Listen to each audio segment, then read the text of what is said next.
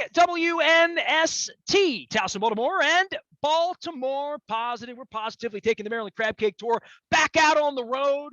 I'm thinking it might be celebratory. I'm away for a couple days here this week. If you happen to see this, hear this, just know that on June 16th, a miracle may happen, and we may be deemed worthy of World Cup games in 2026. We're hoping to be at Slancha in Fells Point, having an Irish crab cake, as well as some victory fries, hopefully on Friday the 17th. Looking to do that from 2 until 6. So brought to you by the Maryland Crab Cake Tour sponsors, who are the Maryland Lottery. We'll have some Betty Boop scratch-offs to give away, as well as our friends at Window Nation, where you buy 2 and you get 2 free, and our friends at Goodwill Industries, where we're always telling some good stories. This guy has been telling great stories about soccer.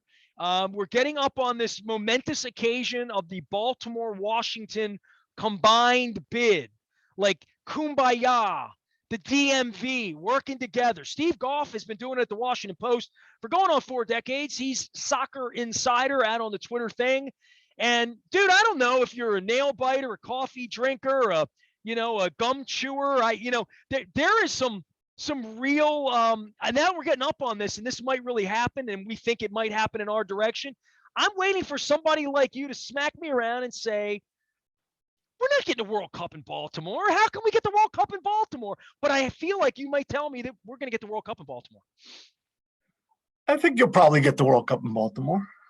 I'd love to just having you say that. Say it again. Well, I mean, look, FIFA told Washington and Baltimore to get together and merge your bids.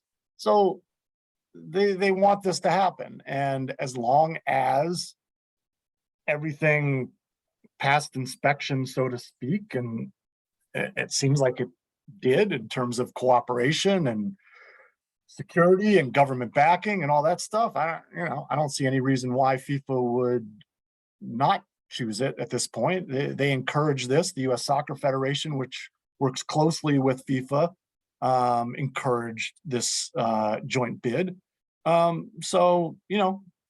Seems like full steam ahead. Is it guaranteed? No. Is anybody going to know for sure before the announcement? Maybe. I'm waiting for that Tanya Harding moment, dude. You know what I mean? Like, I just keep thinking, like, what's going to go wrong here? I felt this way when the Ravens came, right? I mean, because I couldn't believe it. You probably couldn't believe it. We knew each other then. That was 27 years ago. It happens, right? Like, it's one of those things that you almost can't imagine it. I keep saying to my wife, I've got to live another 4 years, no matter what. If this happens, I need to be here to breathe in the air the night that the World Cup comes to Baltimore. Yeah, I mean, I don't think it. I wouldn't look at it like if you look at it the way FIFA would be looking at it. FIFA sees it as Baltimore, and as whether this is fair or unfair, whatever. Baltimore and its stadium and its setting is an extension of Washington, and FIFA wants Washington because we know better, but I mean, we don't need to tell them that.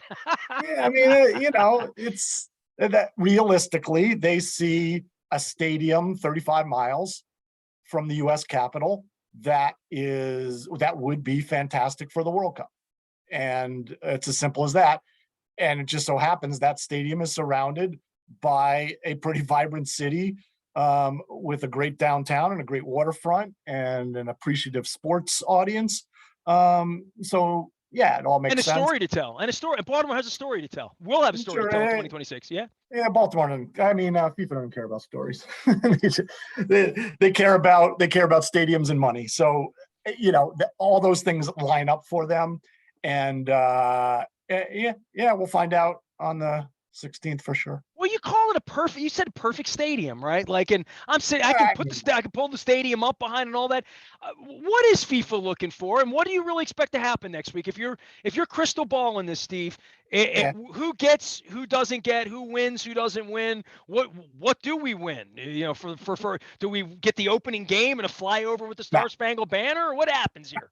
No, I would imagine Baltimore DC, Baltimore parentheses DC, will be one of the venues. Is it going? I mean, the opening game we're pretty sure it's going to be in Mexico City. The final will be in New York or Los Angeles. the semifinal, Dallas will be in the mix there, maybe LA. Atlanta is probably going to get in and be a major venue. Philadelphia's in. Baltimore's would get several group matches, and perhaps around a 16 game as well. I don't think it goes beyond that. I think quarterfinals on will be in bigger cities, bigger That's venues. fine. I mean, that's good. I mean, right. Yeah. I mean, Of course. I mean, our 1994 World Cup, RFK got around a 16 game. That's as far as it went. And that was in DC. So yeah. it was because the stadium was falling apart and small and like all that, right? Well, RFK in 1994 was fine. Since then it's crumbled. But yeah, I mean, I would guess Baltimore would get a stack of various group matches, and probably around a 16 game. And yeah, and then that would be the end of Baltimore's run. And the final bunch of matches will end up in the big cities with big stadiums with a deeper soccer tradition. No doubt about it. Steve Goff here from the Washington Post. Please do follow him as we get closer up on this announcement. I've known you a long time, and you've written about this a long time. And I've had Dave Johnson on this week, just trying to talk more about the Baltimore-Washington thing and the United, and how '94 sort of laid the groundwork for. I mean, I remember going to the first year they had a beautiful inaugural ball in the train station. And, Brad Friedel was at my table, and, it was just the dawn of the new soccer thing. And here we are 25 years later. The fact that Baltimore wound up getting, or is going to wind up getting games, and that we're a part of this, at what point did you realize the World Cup was coming? Because, I mean, you covered all the corruption and stuff going on in Zurich, and obviously they're going to play games in the middle of winter in Qatar in a couple of months. All the mess that is this, you've seen all this. Now that we're at the witching hour for our turn in America, and you've been covering this for 3 decades, waiting for our turn, it's kind of neat how big soccer's become. How much change? I guess what I'm trying to do here is measure where we are in life to say, wow, this has been a ride, 3 decades of this. Yeah, and Baltimore is kind of the outlier here, if it's chosen, because all the other venues in the U.S. are MLS venues, or have a great tradition. I mean, you're looking at Seattle and the San Francisco Bay Area, LA, Kansas City, Dallas, Houston, Philly, Miami, New York, Philly. So you got cities that have had pro teams, first division pro teams, for a long time. Canada as well, except Edmonton. Edmonton's in the running. They don't have an MLS team. Obviously, Mexico has its own league. But in terms of the U.S., Baltimore is the one city that just doesn't have a daily, weekly presence of high-level pro soccer. So that's a little bit of an outlier here. But again, it's tied to that desire of FIFA to be connected with Washington. So that makes it a little bit different. But yeah, it's come a long way. You see it everywhere on the pro game, the women's side, the national teams, the interest in the international game. Yeah, it's everywhere. It's grown up fast. Steve, for you, with this combined bid and putting it together, what should we expect in the aftermath of this? Now, what are you going to be writing about? Like the mall being taken over in some incredible festival sort of thing, like maybe what we saw in Berlin back in '06 in Germany, where they would expect 500,000 people, fireworks every night. That's sort of a vibe going on as the capital of soccer in America, at least from if you want to be part of a festival. It'll be the biggest festival in America, yes? Yeah, well, FIFA organizes fan fests, and they've been doing it for World Cups for years now. Mostly in the cities that are hosting matches for people that can't go to the games, sold out games, etc. Yeah, the idea behind Washington is to turn the National Mall into a giant fan fest. With large screens, with festivals, with kiosks and food, and a big celebration. Embassies and diplomats are there too, which is nice. That's built in, right? Yeah, I mean, DC being an international city, the embassies, the international community would certainly be involved.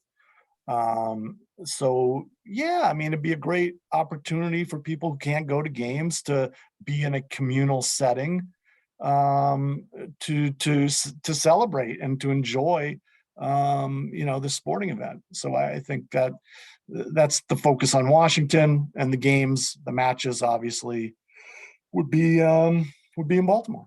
Well, it's fascinating you'd say that Baltimore, 35 miles away, as FIFA would see it.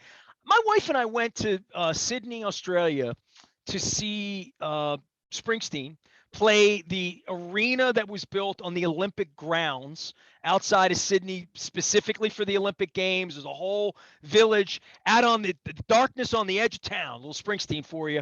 And I also went to Japan 2.5 years ago, right before the plague, to see U2, and they played a function dome called Saitama, Saitama, that was a nice hour train ride.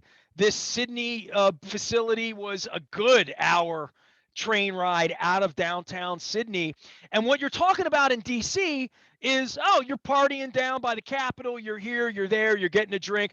Oh, you run right over to Union, you jump in the train, 34 minutes later, you're at the venue. It makes a lot more sense when I think about it like in those terms, but I also think about it from the DC side of this. Is it really, you could base in DC and easily get to games. It's not far-fetched in any way. And the public transportation part of Baltimore and Washington, much maligned, I might add, may come in handy here, right?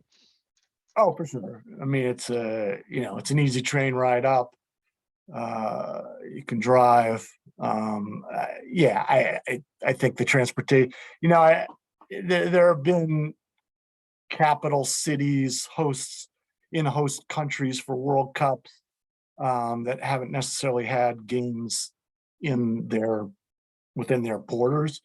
So as long as the transportation works, it's functional, it's accessible. Yeah, I mean, I think there'll be a lot of people who from the Washington area or who are visiting Washington, will stay in Washington and shoot on up to Baltimore for the matches. But I think there'll be a lot of people who will take advantage of the many hotels, the many housing options in Baltimore, and the ability to just walk to the stadium and go to the game and then walk back and enjoy the Inner Harbor and the neighborhoods of Baltimore. So I think, I think this will, if this is chosen, this will be very much be a regional celebration, and I think DC will have a big part in the ancillary events, as well as the transportation plans and housing options. Is there anybody in DC with their feelings hurt that Baltimore would get the games in DC, or is it sort of a foregone conclusion? And maybe while we speak to that, for people out there that are new to this or haven't enjoyed a Coldplay show down at FedEx recently, what happened to make this happen? Maybe a little bit of history. I know we talked about that a couple months ago, but as this thing pops up, this is going to happen next week. We think we're going to get games, and people are going to say, well, how the hell did that happen, right? And I guess this plays into Dan Snyder, and not just his legal battles and Goodell and Yeah. he having to rush up the hill. This really is about like sewage dumping out in the facility and it not really being an easy place to get in and out of. And FIFA takes that stuff seriously, right? Yeah, that's part of it. The upkeep of the stadium hasn't been great. FIFA requires a lot of high-end amenities. FedEx Field really doesn't have much to offer there. It's just it's not an ideal stadium, and it hasn't been an ideal stadium. FedEx Field did host 1999 Women's World Cup, but that was when the stadium was just a few years old, and the women's tournament is of a smaller scale than the men's tournament. So it worked, and there have been international matches there over the years. DC United played a game there. So it has been used for soccer. It's not a fan favorite by any means. But when you put all the pieces together, FIFA just wasn't that impressed. They love Washington. They like the idea of being in Washington, but they look north and they see a better stadium. And ultimately, they need a proper stadium and a proper field to stage these matches. They're not going to go subpar on that side. FedEx Field's had trouble with their field as well, playing surface. So all these things really hurt the effort of Washington. Washington had a good bid except for the stadium, and that's why FIFA and U.S. Soccer said, "Look, you got to merge with Baltimore, otherwise, neither one of you are have any chance of getting the World Cup." Is anybody's feelings hurt? I could go back to that original thing. I think it's more embarrassment than feelings hurt. I think the city bid doesn't have control of FedEx Field. That's the football team. But it is an embarrassment to Washington D.C. for a capital city, for the most powerful city in the world, not to get World Cup games. It's a bad look, but the reason comes down to the stadium, and the silver lining is there's a stadium within driving distance, and that will be, if chosen, that will be the closest option for fans in this area. I can do all sorts of revisionist history here with Jack Kent Cook and Laurel and Governor Schaefer and things that'll make you smile. Steve Goff. Steve is here from the Washington Post. He is Soccer Insider. You should follow him. You must follow him. And certainly this announcement. Is there going to be like, purple smoke, or how is this going to get handled? I'm going to be in Europe for a couple of days this week, coming back. And I'm really excited about this. I think you could tell. I don't think there's many times in life. I remember flying from Amsterdam to Zurich, Switzerland back in 2006. And I got off the plane. I went downtown, and the Swiss were playing in the World Cup in Germany. I was going up through the Rhineland to Kaiserslautern for the U.S.-Italy game. I scored tickets miraculously. And I remember being in downtown Zurich, and it was just like Amsterdam was. It was like this giant party, just this thousands and thousands and thousands of people, what we're talking about in DC. And like all these years later, thinking that sort of thing just having a party in Baltimore would be fun. You know what I mean? But the fact that that we could have 4, 5, 6 games, that would be 8, 10, 12 countries literally take over the city for 48 to 72 hours in waves. I know what that looks like. I went to games in Germany and in Europe, and I wish that for our city in such a way that I think how much I love Baltimore. It's not fake. It's not glamorous. It's none of that. But we're never getting a Super Bowl. We're never getting a Final Four. Lord knows we're never going to have a World Series. But to have this is beyond Disney dreams for me. Honestly, really. Yeah, no, I think. Yeah, we'll find out soon. Fox Sports will have the announcement from their studios in New York late in the day on the 16th. So late in the day. So it's not a 9 a.m.er. It's okay. No, I think it'll be 5 p.m. That's 11 o'clock in Europe. Okay, I like that. Yeah, I mean it's it doesn't really resonate globally. I've noticed, like when other countries have hosted World Cups and FIFA has announced the cities that will be used. It's a big deal in that country and in those cities, certainly. Around the rest of the world, it doesn't. The Piranhas in Manaus thought it was a big thing when they announced that in Brazil. Yeah, right? absolutely. It's big in those places, but beyond the borders, I don't think people in Europe will pay too much attention to that. Well, you're not too cynical to think this is exciting, though, right? It's exciting for the cities involved, certainly.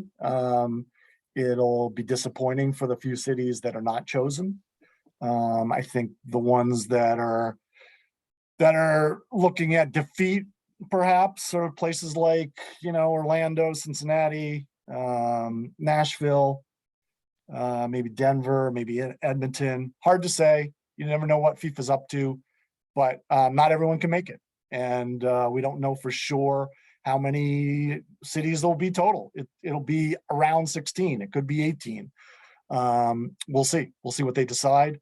Yeah, I think a lot of people are going to be very excited. And anytime you have an announcement where very little information leaks out early, which I imagine will be the case in this situation, it's exciting. I mean, there's some cities that are in pretty good place. New York's getting in, LA is getting in, Dallas, no There's not brainer. a lot of drama. It's only in a couple of places, A right? couple Literally. places. Yeah. Yeah. I mean, it's like it's like an NCAA tournament selection show. Most of the teams that are getting in. There's a couple that are on this bubble, and there's a bubble of 4 or 5 cities. Is New England on the bubble? I mean, New Bob England's on the Kraft. bubble. Yeah. I Really? mean, we figured it was a slam dunk because it hosted before. It's obviously a great sports market, a great soccer market. Robert Kraft has been the chairman of the I know he US has international friends. I know this. And he it seemed like a good venue for FIFA, but then there was some questions raised about whether the stadium was good enough. The location is obviously way out. Will it still get in? We'll see. Maybe, but it's not a lock. I think Philadelphia is more of a lock than Boston is right now, and I think Kansas City has a good shot as well, because the Midwest region of the country, there aren't a lot of bids coming from there. So I think Kansas City's got a good shot now too. All right. Well, Steve Goff updating us. Dude, I appreciate the friendship and your time, your My wisdom pleasure. on all of this stuff. I mean, you do it for a living. I do it for a hobby, which makes it even more fun because I've just covered soccer as a fan. I mean, just and I will be flying the flag for my town, and certainly for everybody here that believe. One of the hardest parts, Steve's, on the inside is watching all the process, going back to getting Man City to play games here in Chelsea, like all that a decade ago. But just what Terry has done here to see this thing through, believing and seeing in something a lot of us didn't see. You probably didn't see Baltimore getting games either, no, right? And absolutely. And I mean, you look at it, there is almost no soccer presence in Baltimore. I mean, there is no MLS team. There is no USL second division team. There is no USL League One third division team. Okay. There are teams in the state that play at a low level. There's no NWSL team. There are occasional international matches here. There are obviously, strong college soccer. Now, Cringy were here but right now, he'd say, bring any of them over. We'll bring them over to UMBC. We'll play them. Sure. But yeah, I mean, it's just not, there's just not much of a soccer presence in Baltimore. So that's why this is going to be it's not going to be a surprise anymore because of the joint bid with DC. But this is if you want to talk about, a story to tell, Baltimore certainly won, because this is the one that's coming from outside soccer circles to host World Cup games again, if chosen. The little engine that could. Baltimore, There you Steve go. Goff. Yeah, There you baby. go. A little soccer engine that could. Every chance I get with all you DC types, I rub it in and say, you needed us for the bid. You needed us to make it complete. So this is going to be fun. Hey, man, great to have you on. I hope to see you in the winner's circle. I hope the champagne that I have chilled does not join that champagne I had chilled at Bohager's back when I thought we were getting the Jacksonville Jaguars, but Jacksonville got the – I remember that. I remember sitting at the bar thinking, we got 3 people that want to bid. Baltimore. How do you pass on Baltimore? And then when we finally Modell moves the team here, I can't even believe it.